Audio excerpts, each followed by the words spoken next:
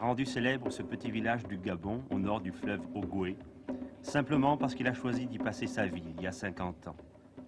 Quand on prononce aujourd'hui, dans les salons et les académies du monde entier, le nom du docteur Albert Schweitzer, ce n'est pas d'abord l'organiste célèbre qu'on évoque, ni le théologien, ni le philosophe, ni le médecin, ni même le héros du prix Nobel de la paix, mais ce coin de brousse et ces quelques maisons au bord du fleuve qu'on appelle l'Embarréné. On ne sait pas s'il est sensible au bruit du monde. En tout cas, celui-ci ne le détourne pas de ce qui fait sa vie. Nous l'avons trouvé au milieu des silhouettes d'infirmières qui font partie de sa légende, habité par les mêmes soucis qui le hantaient sans doute il y a 30 ou 40 ans. Il n'y avait pas de village de lépreux. Les lépreux avaient quelques petites cases parmi les autres, mais c'est seulement alors que j'ai pris la décision, en 1953, de créer un village de lépreux. Vous avez mis combien de temps pour le faire? 2 ans. D'abord, j'ai dû créer le terrain, n'est-ce pas, parce qu'il fallait le surélever pour qu'il y ait un peu d'air. Et alors, j'ai construit le village. Et alors, quand je me demandais avec quoi j'allais faire les toits, j'ai eu le prix Nobel. Et alors, j'ai pu faire volatiliser le prix Nobel, la tôle, et couvrir mes toits. Comme d'habitude, c'est vous-même qui avez dessiné les plans. Je ne les ai souvent pas dessinés. On les a dessinés par terre. Ils viennent poser devant la caméra comme les habitants de n'importe quel village paisible. On se demande s'ils ne sont pas heureux. Les lépreux restent combien de temps ici? Il y en a qui restent toute leur vie. Des pauvres vieux restent toute leur vie parce qu'ils ne savent pas où aller. Et vous les gardez? Je les garde. Ils font un peu de travail. Et alors les autres partent quand ils se sentent guéris et ils reviennent tous les 6 mois pour qu'on les voie. On rencontre un peu partout du personnel étranger.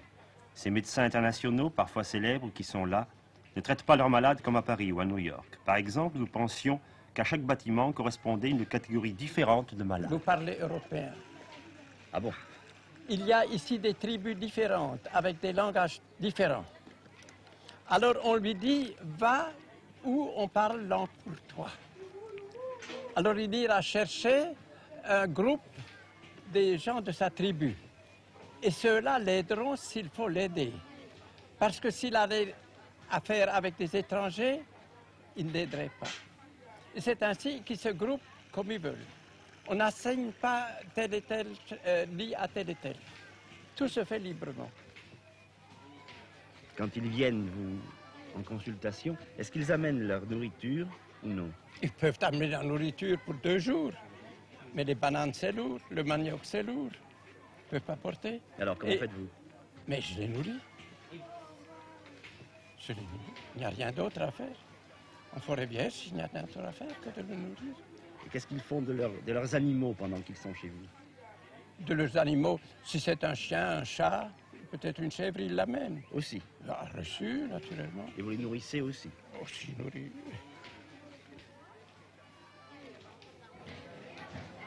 Ah, c'est là qu'ils font la lessive?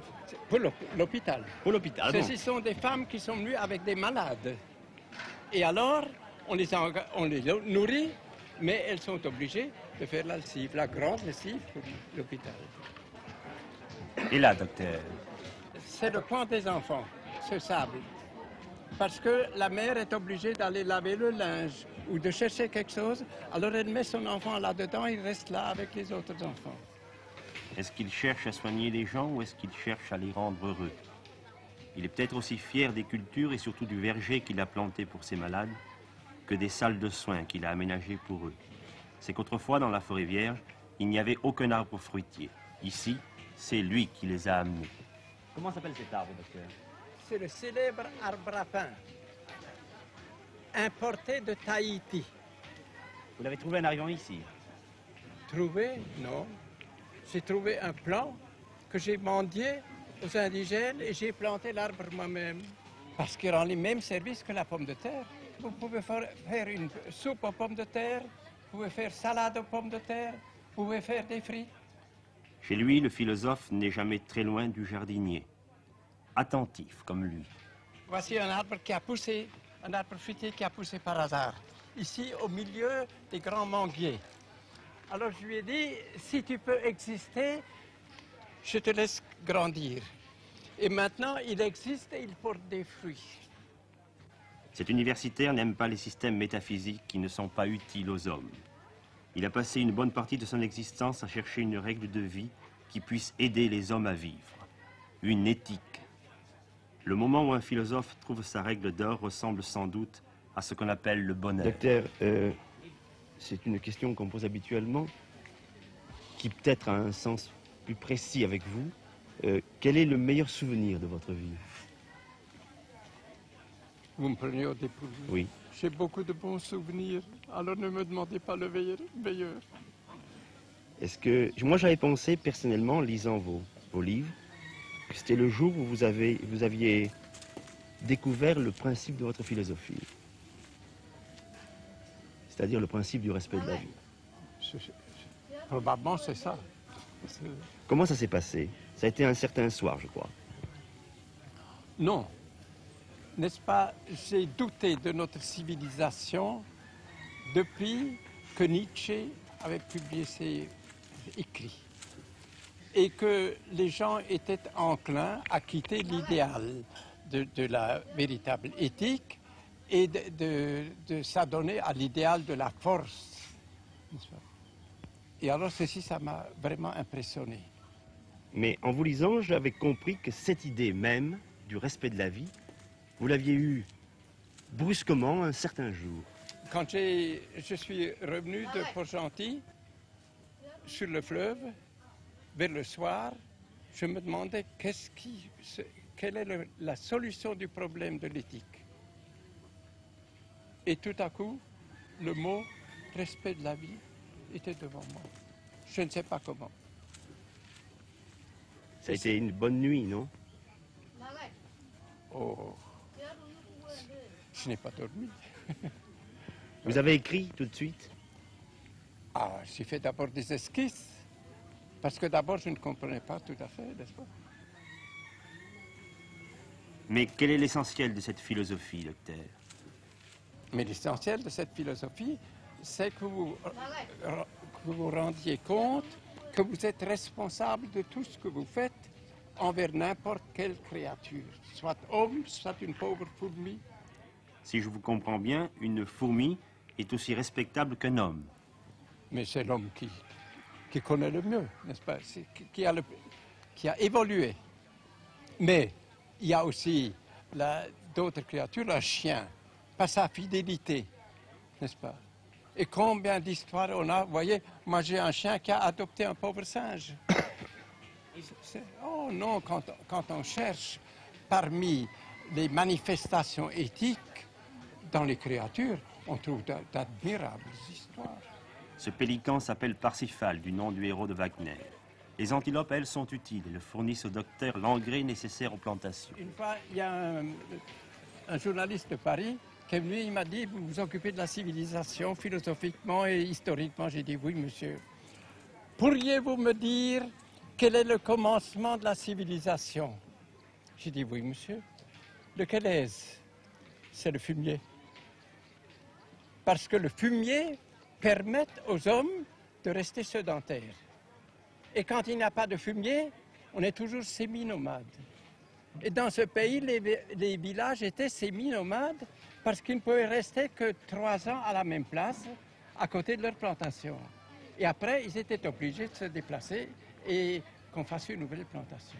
À Lambaréné, voyez, la médecine déborde tout le temps la médecine. Elle est liée aux mœurs, aux cultures, à la vie même. Et c'est ce qui plaît au docteur, dans sa vie personnelle aussi. Chez lui, tout est soudé. La philosophie, le jardinage et la musique. Plusieurs passions et une seule vie. Ah, je tiens à rester organiste, à pouvoir jouer quand je rentre en France. Vous avez un piano à pédale à orgue, je crois. Un piano à pédale à orgue, n'est-ce pas, que la Société Bach de Paris m'a donné parce que pendant 10 ans, j'étais son organiste. Pour tous les concerts, pour toutes les cantates, j'arrivais de Salzbourg. Parce que j'avais, n'est-ce pas, la tradition de l'accompagnement des cantates à l'orgue. Vous m'avez dit d'ailleurs que c'était parce que vous étiez musicien qu'au fond, vous aviez pu... Trouver les fonds pour Oui. mon hôpital. C'est ça. Oui, c'est vrai. C'est ce que vous appelez la chance dans votre vie, non? Oui. J'ai eu beaucoup de chance. Mais tout de même, docteur, il faut un peu plus que de la chance pour arriver, par exemple, à bien jouer de l'orgue. N'est-ce pas, mon grand-père jouait de l'orgue déjà très bien, il était un musicien. Et moi, à l'âge de 8 ans, j'ai grimpé à l'orgue de village. Le maître d'école m'a permis de jouer.